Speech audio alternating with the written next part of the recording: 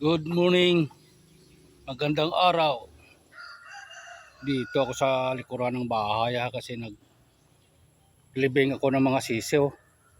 Namatay yung 3 sisiw. Dito ko nilibing 3 sisiw. Yun yung bahay. Ito yung bahay. Ang si Amer, sunod ng sunod. Amer, sunod ka. Dito kasi ako nasisiga ng mga basura kung hapon. Pasok na, pasok. Pasok na. Dito na sisiw yung namatay na 3 ha.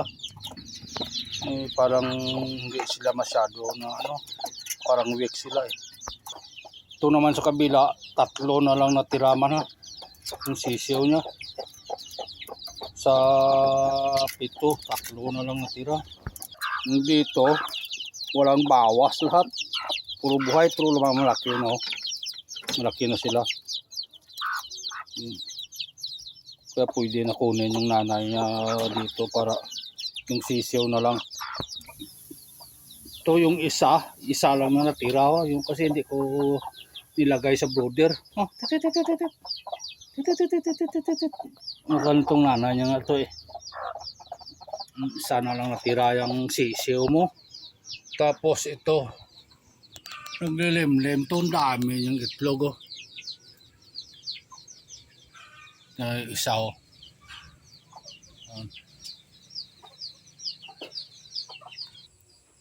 yung dito sa likuran yung mga pato ha. Ang mga pato dito yan sa likod ng bahay. Yung mga pato, meron pa yun dito isa nakalimlim ha. Ito nakalimlim daming itlog. Tsaka dito ha, may nagbaba naman na sisiw ha. Parang may sisiw na to eh. Yun may sisiw na ha. Yung baba na yan. Ayusin mo na yung mga kulungan. Tsaka yung 2 bagong pusa din nila kapon ha. Nagtatago, natakot kasi sa sa aso. Isa tapos isa takot kasi sa aso eh.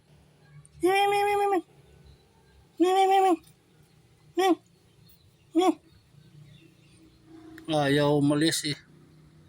Ikaw kasi Amer ay naano nga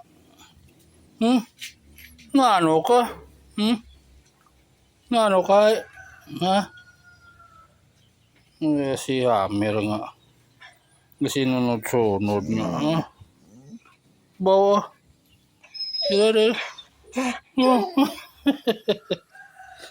itong bagong baba naman siya malapit na to yung sisiw yun ito eh.